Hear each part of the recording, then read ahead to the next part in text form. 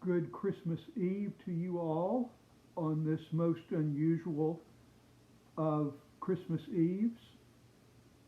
I wanted to take a little time to offer something to you as you gather with perhaps a smaller family group than you're used to on this Christmas Eve as we continue to walk through this time from Luke chapter 1.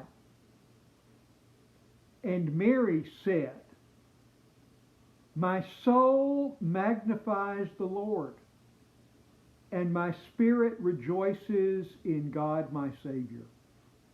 For he has looked with favor on the lowliness of his servant. Surely from now on all generations will call me blessed. For the Mighty One has done great things for me, and holy is his name. His mercy is for those who fear him from generation to generation. He has shown strength with his arm. He has scattered the proud in the thoughts of their hearts. He has brought down the powerful from their thrones and lifted up the lowly. He has filled the hungry with good things and sent the rich away empty. He has helped his servant Israel in remembrance of his mercy, according to the promise he made to our ancestors, to Abraham and to his descendants forever." And Mary remained with her for about 3 months and then returned to her home. This is a story from John Henry Falk.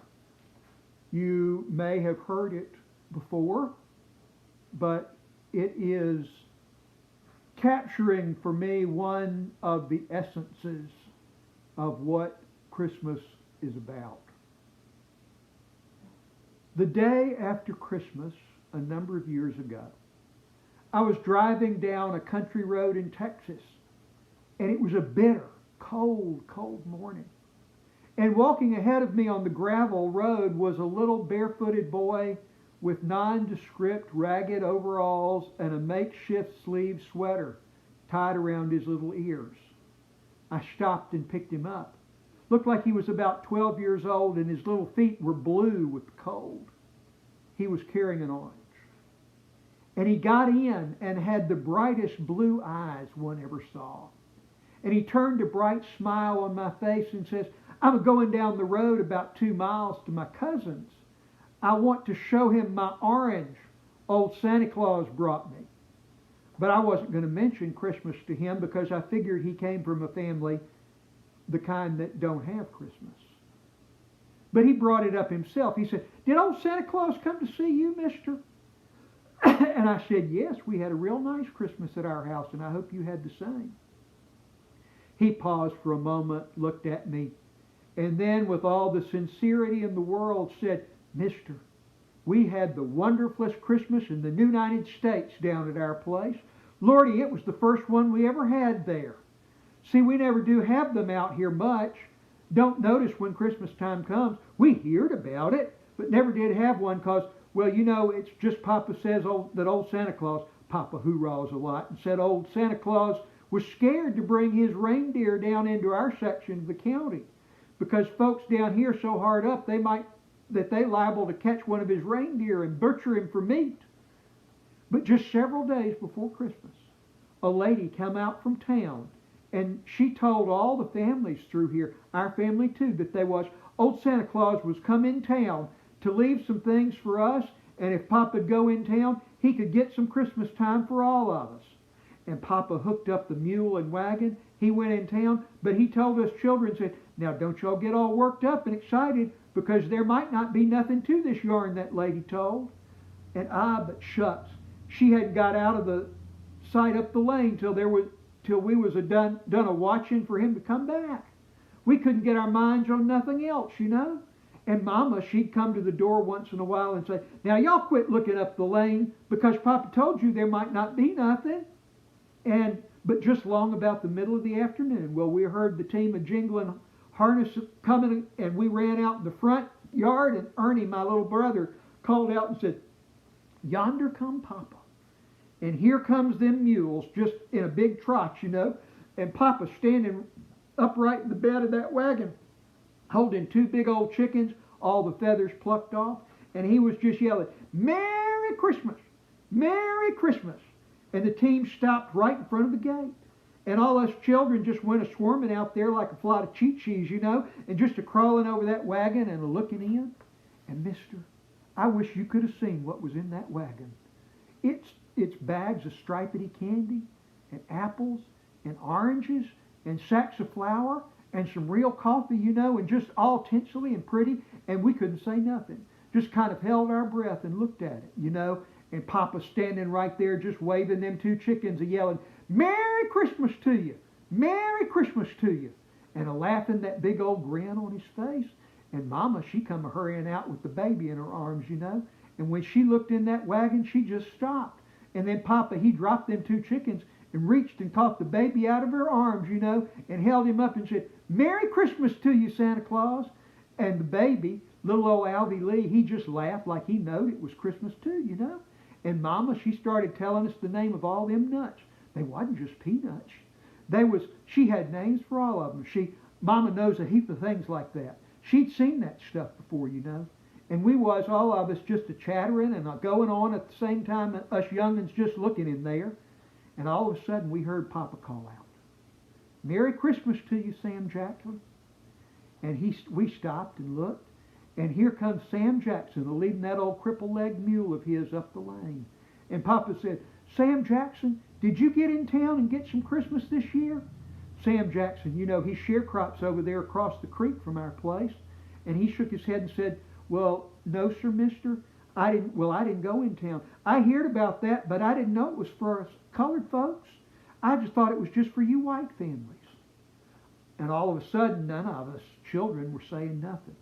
Papa, he looked down at Mama, and Mama looked up at him, and they didn't say nothing, like they don't a heap of times, but they know what the other ones are thinking. They're like that, And all of a sudden, Papa, he broke out in a big grin again. He said, "Dad, blame it, Sam Jackson. It's sure a good thing you come by here. Lord have mercy, I like to forgot. Old Santa Claus would have me in court if he heard about this. The last thing he asked me if I lived out here near you, he said he hadn't seen you around and said he wanted me to bring part of this out here to you and your family, your woman and your children." Well, sir, Sam Jackson, he broke out in a big grin. Papa says, "I'll tell you what to do. You get your wife and children and you come down here tomorrow morning. It's going to be Christmas time all day. Come early and stay late." Sam Jackson said, "You reckon?" And Mama called out to him and said, "Yes, and you tell your wife to be sure and bring some pots and pans, because we're going to have a heap of cooking to do, and I ain't sure I got enough to take care of all of it." Well, sir, old Sam Jackson, he started off leading that mule up the lane in full trot, and he was heading home to get the word to his folks and his children, And next morning, you remember how it was yesterday morning, just rosy red and looked like Christmas time? It was cold, but you didn't notice the cold, when the sun just come up, just all rosy red. And us young'uns were all out of bed before daylight, seemed like, just running in the kitchen and smelling and looking, and it was all there, sure enough. And here comes Sam Jackson and his team and his wife and his 5 young'uns in there, and they's all looking over the edge. And we run out and yelled, "Merry Christmas! Merry Christmas!" And Papa said, "Christmas gift to you, Sam Jackson. Y'all come on in." And they come in, and Mama and Sister Jackson, they got in the kitchen and they started cooking things up, and us young'uns started playing Christmas time. And it's a lot of fun, We'd just play Christmas gift with one another and run around and around the house and just roll in the dirt, and then we started playing go up to the kitchen door and smell. And we'd run up and smell inside that kitchen door where Mama and Sister Jackson was a-cooking at, and then we'd just die laughing and roll in the dirt, and go chasing around and playing Christmas gifts. And we played Christmas time till we just wore ourselves out. And Papa and Sam Jackson, they put a table up and put some sheets over it and some boards up over some sawhorses, and everybody had a place, even the baby. And Mama and Sister Jackson said, "Well, now it's ready. Come on in. We're going to have Christmas dinner." And I sit right next to Willie Jackson, you know, and he just rolled his eyes at me, and I'd roll mine at him, and we just die laughing, you know. And there was an apple and an orange and some stripedy candy at everybody's place. And that was just dessert, see? That wasn't the real Christmas dinner. Mama and them had done cooked that up, and they just had it spread up and down the table. And so Papa and Sam Jackson, they'd been sitting on the front porch, and they come in. Papa, he sit at one end of the table. Sam Jackson sit at the other. And it was just a beautiful table like you never had seen. And I don't know nothing could ever look like that and smell that good, you know. And Sam Jackson, you know, he's real black. And he had put on that clean white shirt of his and then them overalls. Everything had been washed and was real clean. Papa, he said, Brother Jackson, I believe you're a deacon in the church. I ain't much of a church man myself, but I believe you're a deacon. Maybe you'd be willing to give grace.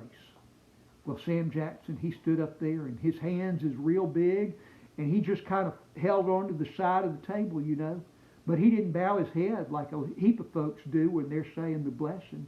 He just looked up and smiled, and he said, Lord, I hope you're having as nice a Christmas up there with your angels as we're having down here, because it sure is Christmas time down here.